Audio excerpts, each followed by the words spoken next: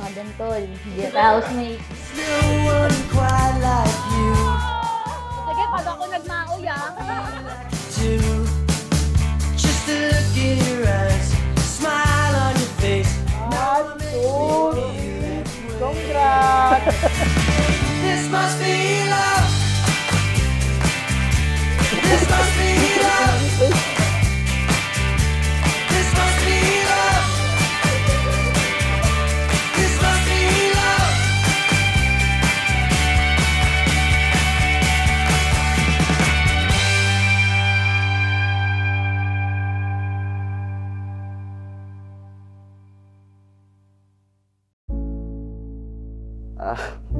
Sa ganda ng makeup, yung looks. Ganda mo ngayon. Ayun lang. Hindi. Kumbaga parang mas sumobra. Ganda ka na nga, tapos sumobra pa.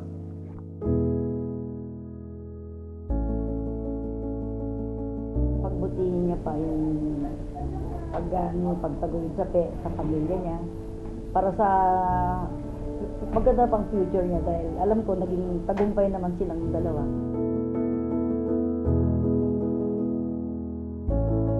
Congratulations, anak. Sana parehas kayo maging pasensyoso. Alagaan mo po si Ethan at congratulations rin. Love you.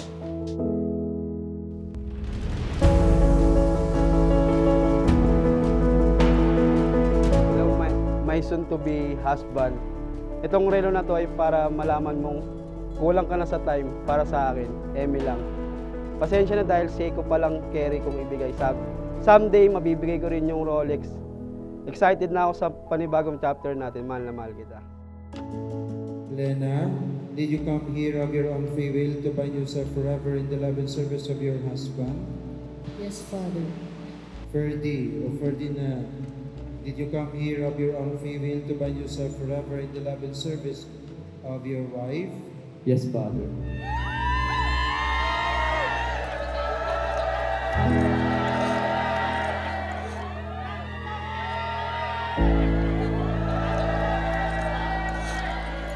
If you put God to be the center of your lives, as married couple, you will see the beauty of it. God will continue guiding you and giving you graces as married couple. Ay mahal, alam kong magagamit mo tong gift ko sa'yo dahil mahilig ka sa mga memories na magaganda like sana magustuhan mo.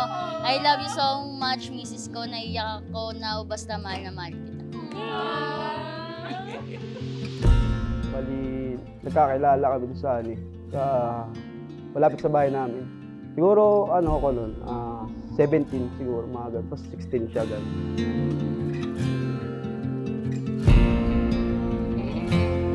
Hello, mahal. Happy Mansari sa atin. Next year, Mansari at anniversary nang si-celebrate natin. Mahal, ito yung araw na pinaka-hinihintay nating dalawa. Thank you, Lord, talaga. Sobrang blessed natin ngayon dahil nakatagpo natin isa't isa. And salamat kasi sa dami-daming lalaki na mas deserve mo. Ako yung pinili ni God para maging tayo. Salamat sa walang sawang pagmamahal mo sa akin at kay Ethan. At salamat sa pagtupad ng mga pangako mo nung mag-girlfriend at boyfriend pa lang tayo. At isa sa mga tinupad mo yung bigyan kami ng magandang buhay at pakasalan ako. At ngayon ito na, legal na misis mo na ako. At wala ka na talagang kawalan. Jesus said to his disciples, "As the Father has loved me, so I have loved you.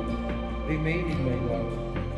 If you keep my commandments, you will remain in my love, just as I have kept my Father's commandments and remain in His love." Alam mo ba o naalala mo pa ba, yung nasa ligawan stage pa tayo? Lagi kong sinasabi sa'yo na pag naging tayo, ihaharap kita sa altar. Ngayon natupad ko yung wish ko. Ang galing lang ni God gumawa ng plano. Alam ko siya may gawa ng mga nangyayari sa atin. Binigay ka niya sa akin. Binigay niya si Ethan at yung iba pa. At sa wakas, naging mahaba man at matagal ang preparation. Nagawa natin at kahit parang aso at pusa tayo, pinipili pa rin natin ang isa't isa.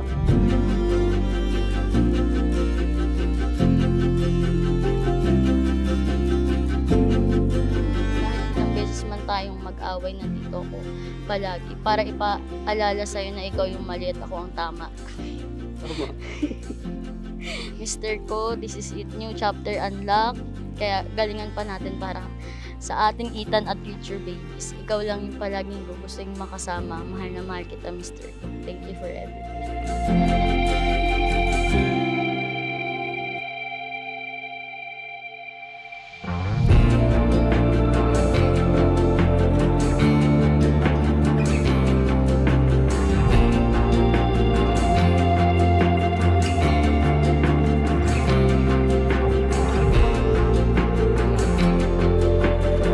Salamat mahal, dumating ka sa tamang oras. Nakilala kita. Wala akong regrets kung bata man tayo nagsama. Nagpapasalamat pa ako dahil kundi dahil sa inyo ni Ethan. Siguro walang direksyon buhay ko. Salamat kasi pag mali na yung ginagawa ko, andyan ka para pagsabihan ako. Na parang si Mama Shirley. Aminado ako, may pagkaisip bata ako. Pero andyan ka para ipaintindi lahat sa akin. Kaya wala akong dahilan para sukuhan ka.